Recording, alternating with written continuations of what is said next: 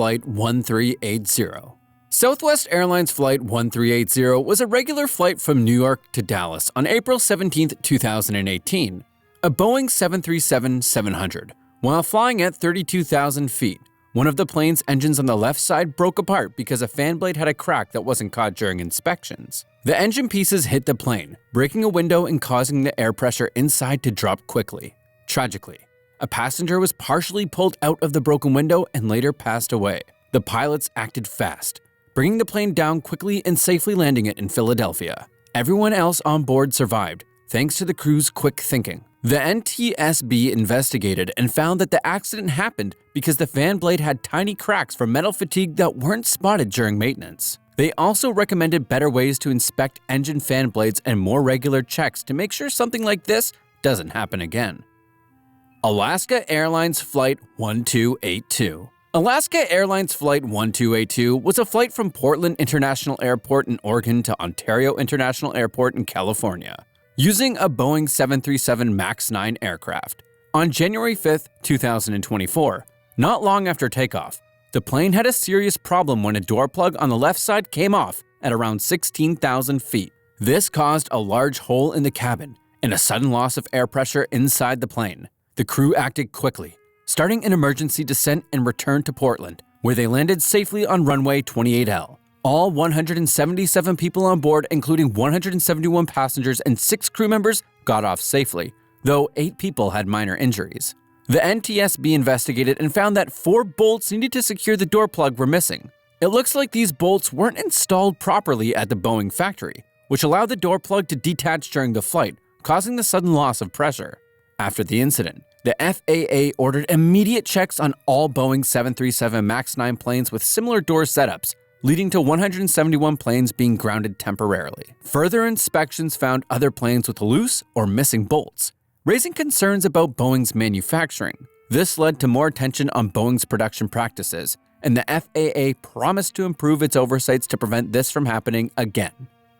TWA Flight 800. On July 17, 1996, Trans World Airlines Flight 800, a Boeing 747, was making its way from New York's JFK Airport headed to Paris, with a final stop in Rome. Just 12 minutes after taking off, this tragedy took place. The plane exploded while climbing off the coast of Long Island. It broke apart in midair, and the debris fell into the Atlantic Ocean near East Moriches, New York. Sadly, all 230 people on board, including passengers and crew, lost their lives. The NTSB immediately began an intense investigation. They discovered that the explosion had started in the center fuel tank. The combination of high temperatures and a partly filled tank created fuel vapors that were highly flammable. A short circuit in the plane's wiring likely triggered an electrical charge that ignited the vapors, causing the devastating explosion. At first, there was a lot of speculation about terrorism or even a missile strike, especially after witnesses reported seeing streaks of light in the sky. But after thorough testing and analysis, investigators ruled out any external causes. This heartbreaking disaster led to major safety changes, including the creation of a new fuel tank system designed to prevent such explosions from happening again.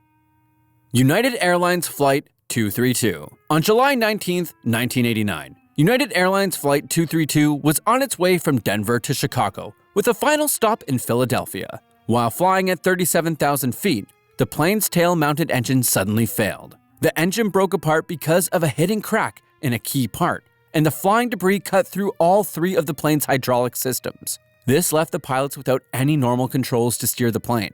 Even with no controls, the pilots, along with the United Airlines flight instructor who happened to be on board, managed to guide the plane by adjusting the power of the remaining engines. They decided to make an emergency landing at Sioux Gateway Airport in Iowa.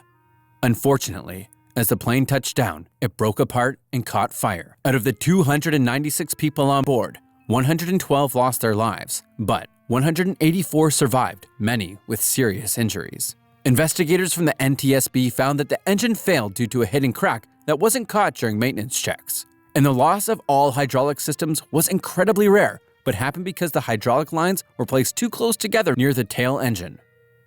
Asiana Airlines Flight 214. Asiana Airlines Flight 214 was flying from Seoul, South Korea to San Francisco on July 6, 2013, when it crashed while trying to land. The Boeing 777 hit imagine being out swapping. Boeing 777 hit a seawall just before the runway, which caused the tail to break off and the plane to split apart. Out of the 307 people on board, 3 passengers tragically lost their lives, and 187 others were hurt, with 49 suffering serious injuries. The NTSB investigated and found that the crash happened because the pilots didn't manage the plane's descent properly as they were landing. They accidentally turned off the automatic system that controls the plane's speed and didn't notice that the plane was going too slow. By the time they realized what was happening and tried to speed up, it was already too late to avoid the crash.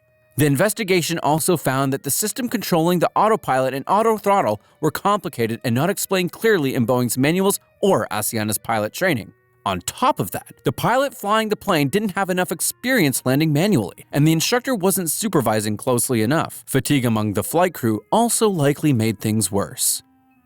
Alaska Airlines Flight 261. On January 31, 2000, Alaska Airlines Flight 261 was on its way from Puerto Vallarta, Mexico, to Seattle, Washington, with a planned stop in San Francisco, California.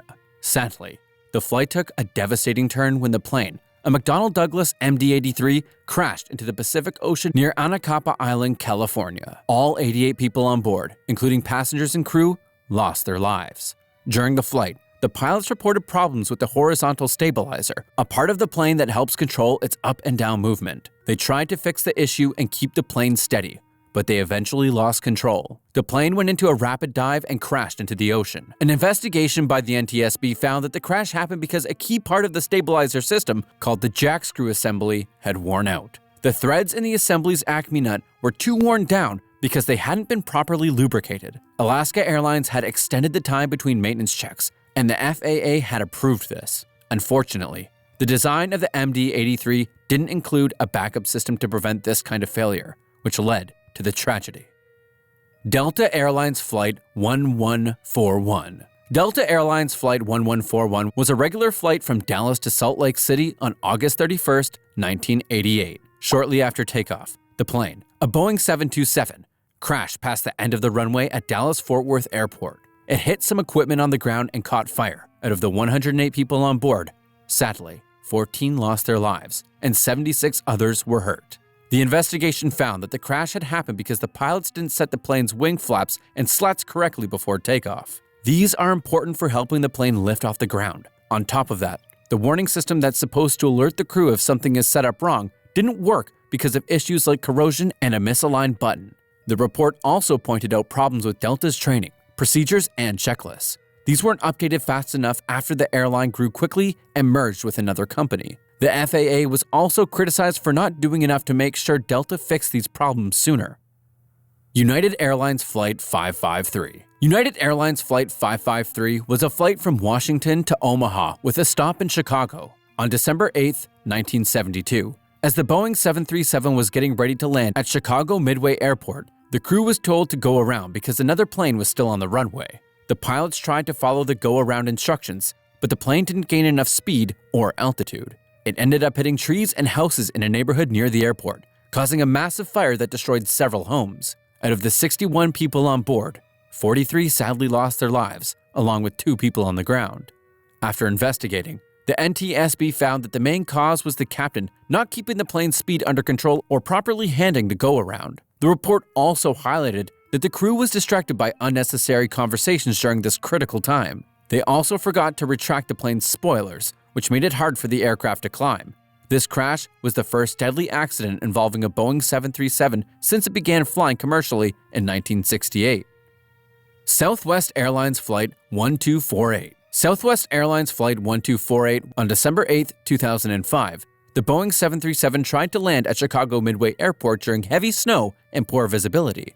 The plane landed on the runway but couldn't stop in time. It went past the runway, broke through a fence, and ended up on a nearby street hitting 2 cars. Sadly, a 6-year-old boy in one of the cars lost his life, and several people on the ground were hurt. Thankfully, all 103 people on the plane survived, with only minor injuries.